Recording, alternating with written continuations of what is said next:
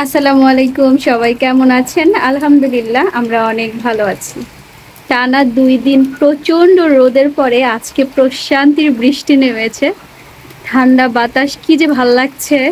আর আমি হচ্ছে এখন দুপুরের রান্না বসাবো। আজকে বেশি কিছু আয়োজন করিনি। আমার গাছে একটা ফুলও ফুটেছে আলহামদুলিল্লাহ। খুব সুন্দর একটা ফুল ফুটেছে, দেখতে পাচ্ছেন। মাশাআল্লাহ, বারান্দায় আসলে বৃষ্টি দেখতে খুব ভাল লাগে। এই যে বৃষ্টি হচ্ছে, আর ওইদিকে আমি রান্নারও আয়োজন করে নিচ্ছি। বৃষ্টি দেখে দৌড়ে আসছি একটু ভিডিও করার জন্য, ভাবলাম ক্যাপচার করে রাখি। রান্না হবে কচুর মুখি দিয়ে ছোট ইলিশ। এখানে আমি কচুর মুখিগুলা কেটে নিচ্ছি। আর এই যে ইলিশ মাছ কেটে একদম লবণ হলুদ দিয়ে মাখিয়ে রেখেছি। নাহিনের জন্য এখানে একটু মুরগির মাংস, সাথে কিছু আলু, সয়া সস, টমেটো সস, সব প্রকারের মশলা দিয়ে মাখিয়ে ভেজে দিব। ও মাছ খেতে পছন্দ করে না, সেই জন্য। আমার রান্নাঘরের জানালা দিয়ে এত সুন্দর বৃষ্টি দেখা যাচ্ছে আলহামদুলিল্লাহ। কি যে ভালো লাগছে আজকের পরিবেশটা, ওয়েদারটা। মানে এত অসহ্য গরম ছিল এই 2 দিন, যা বলার মতো না। তো আজকে প্রশান্তির বৃষ্টি দেখে আমার ভীষণ শান্তি লাগছে, ভীষণ শান্তি লাগছে। আর এই যে হচ্ছে আমার রান্নাঘরের জানালায় আমি 2টা মানি প্লান্টের গাছের লাগাইছি। 2টা বলতে আমি পানির মধ্যে দিয়ে রাখছি, কিন্তু মাশাআল্লাহ এত সুন্দর হয়েছে, এত সুন্দর হয়েছে কি বলবো। তো আর কথা না বাড়াই, এখন আমি রান্নার প্রস্তুতি নিচ্ছি, রান্না করব। আবার আপনাদের সাথে দেখা হচ্ছে একটু পরে। বৃষ্টি হবে আর আমি বৃষ্টি বিলাস করব না, সেটা কি করে হয়? আসলে বৃষ্টি বিলাস আমার ভীষণ পছন্দ। বৃষ্টির প্রতিটা ফোঁটা যেন আমার হৃদয়কে একদম, মানে কি যে একটা আনন্দ দেয়, যা বলে বোঝানো যাবে না। রান্না রেখে চলে আসছি বৃষ্টি বিলাস করতে, যা বারান্দার মধ্যে চলে আসছি। ভীষণ সুন্দর বৃষ্টি হচ্ছে, খুব খুব ঠান্ডা বাতাস, সাথে ঝুম বৃষ্টি।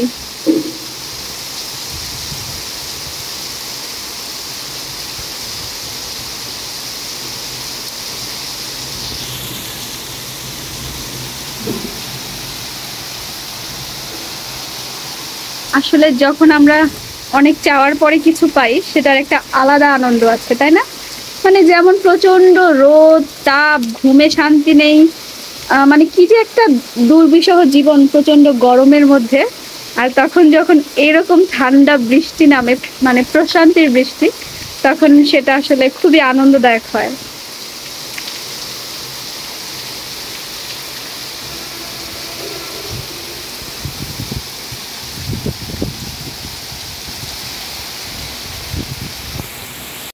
আর এই যে এখানে আমি হচ্ছে নাহিনের জন্য বড় বড় করে কিছু আলুর পিস নিয়েছি, সাথে হচ্ছে যে 3 পিস মুরগির মাংস নিচ্ছি। আসলে ওরে মানে সয়া সস, আদা রসুনের পেস্ট, তারপর চিলি সস, এগুলো দিয়ে যদি আলুও ভেজে দিই, তারপর ও সুন্দর করে খেয়ে নেয়, বাট মাছ খাবে না।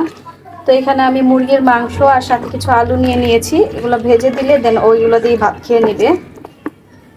আর এখানে হচ্ছে কচুর মুখিগুলা কেটে রাখছি। এটা আমি একটু লবণ দিয়ে মেখে রাখবো, তাতে কি হবে, এই যে কচুর মুখের যে একটা মানে পিচ্ছিল ভাব আছে, সেটা কিন্তু চলে যাবে।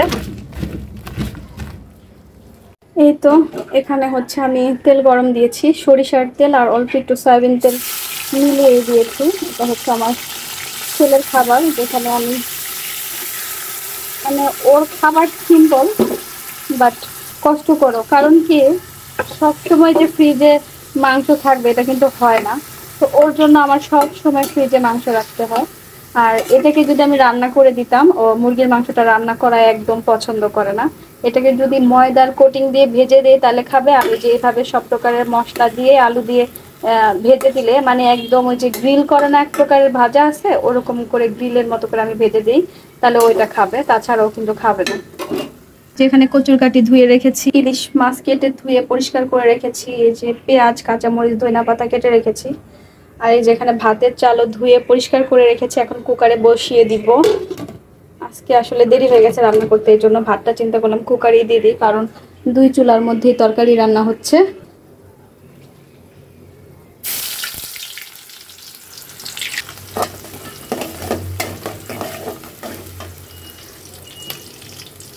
পরিমাণ মতো লবণ দিয়ে পেঁয়াজটা ভালো করে ভেজে দেন, আদা রসুন পেস্ট মশলা দিয়ে ভালো করে কষিয়ে নিব।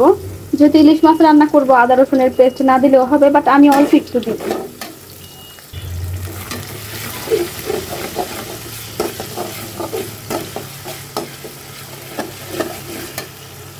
এই যে একটু আগে মুষলধারে বৃষ্টি হচ্ছিল, এখন একদম বৃষ্টি থেমে গেছে, আকাশও অনেকটা পরিষ্কার হয়ে গেছে।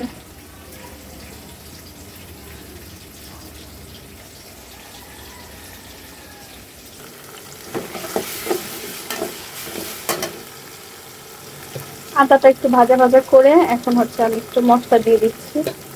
বেশি মশলা দেবো না, হালকা মশলা দিয়ে রান্না হবে। আর এই যে এদিকে হচ্ছে যে মাংস আর আলুটা হচ্ছে, আমি সিদ্ধ হওয়ার জন্য একটু ঢেকে দিচ্ছি। আর এখন দিয়ে দিব পরিমাণ মতো পানি।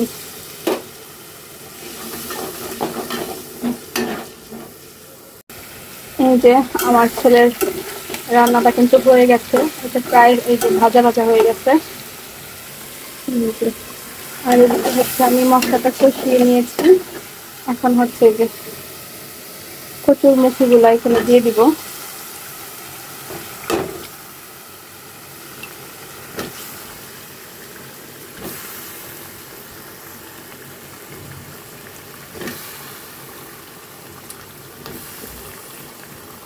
কালকে মাংস রান্না করেছিলাম, সেজন্য আজকে বৃষ্টি হওয়া সত্ত্বেও আর মাংস খিচুড়ি রান্না করলাম না। রোজ রোজ মাংস খাওয়া ঠিক না।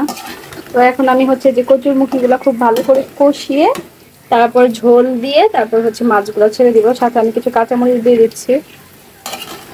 যদিও ইলিশ মাছে আমরা ধনেপাতা খাই না, বাট এই যে কচুর মুখির তরকারিতে হালকা একটু ধনেপাতা দিলে কিন্তু আলাদা একটা ফ্লেভার আসে, ভালো লাগে। তো এই যে কচুর মুখিটা কিন্তু অনেক ভালো করে অনেকক্ষণ ধরে আমি কষিয়ে নিচ্ছি। এখন হচ্ছে পরিমাণ মতো পানি দিয়ে দিব।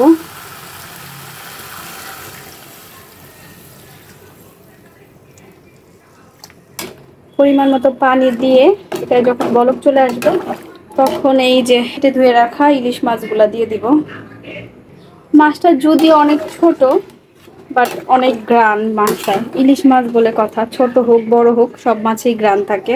আর এই যে এখন আমার ছেলের জন্য যেটা করছিলাম এগুলা হচ্ছে আমি একটা বক্সে বেড়ে তারপর হচ্ছে আপনার করব, কড়াইটা মেজে ফেলবো।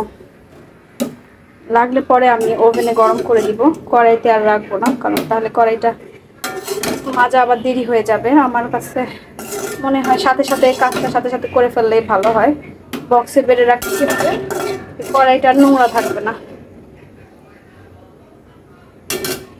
যে আমার তরকারিতে বলক চলে আসছে, আর এখন আমি এই যে ইলিশ মাছগুলা দিয়ে দিব। দিয়ে দিচ্ছি, এখন আর বেশি নাড়া যাবে না, যেহেতু ইলিশ মাছ খুবই সেন্সিটিভ, অল্পতেই ভেঙে যায়। এই জন্য আর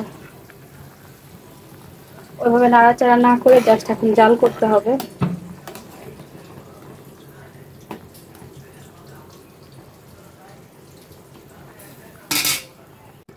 এই তো কচুর মুখি দিয়ে ইলিশ মাছের রান্নাটা কিন্তু হয়ে গেছে। আমি নামানোর আগে হালকা একটু ধনিয়া পাতা দিয়ে দিচ্ছি। এটা আসলে আপনাদের ইচ্ছা না দিলেও পারেন, আমি কখনোই ইলিশ মাছে ধনিয়া পাতা দেই না, বাট আজকে ঘরে ছিল। এক নাম্বার কথা, এখন না দিলে এই ধনিয়া পাতাটা নষ্ট হয়ে যেত, কারণ ধনিয়া পাতা কিন্তু একদম টাটকাটাই ব্যবহার করা লাগে, একদিন রেখে দিলে দেখবেন নষ্ট হয়ে যায়। আর দুই নাম্বার হচ্ছে কচুর মুখি দিয়ে অন্য যে কোনো মাছ আমি যখন রান্না করি তার মধ্যে আমি অবশ্যই ধনিয়া পাতা দিই। যেমন কই মাছ দিয়ে কচুর মুখি দিয়ে বা গরমা মাছ কাতলা মাছ দিয়ে রান্না করি, তখন আমার এই ধনিয়া পাতার ফ্লেভারটা ভাল লাগে। তো আজকে ইলিশ মাছ দিতে চাই নাই, ঘরে যেহেতু ছিল তাই দিয়ে দিলাম আর কি। যাই হোক, এই হচ্ছে আমার রান্নাটা একদম কমপ্লিট হয়ে গেছে আলহামদুলিল্লাহ। কালারটা মাশাআল্লাহ এত সুন্দর হয়েছে। সারাদিনের সমস্ত কাজ গুছিয়ে গোসল করে নামাজ পড়ে এখন পরিবারের সবাইকে নিয়ে খেতে বসেছি। এখন আমরা সবাই খাবো, আর ভিডিওটাও তেমন বড় করব না। তার আগে আপনাদের সবার কাছে বিদায় চেয়ে নিচ্ছি। সবাই অনেক অনেক ভালো থাকবেন, সুস্থ থাকবেন, নিরাপদে থাকবেন, আমার জন্য দোয়া করবেন, আমিও আপনাদের জন্য দোয়া করব। আর হ্যাঁ, ভালো কথা, আমার ভিডিও যদি আপনাদের ভালো লাগে আমার চ্যানেলটা সাবস্ক্রাইব করে লাইক কমেন্ট শেয়ার করতে ভুলবেন না। সবাই অনেক অনেক ভালো থাকবেন, সুস্থ থাকবেন, নিরাপদ থাকবেন। আমার জন্য দোয়া করবেন। আজকের মতো এখানেই বিদায় চেয়ে নিচ্ছি। আল্লাহ হাফেজ।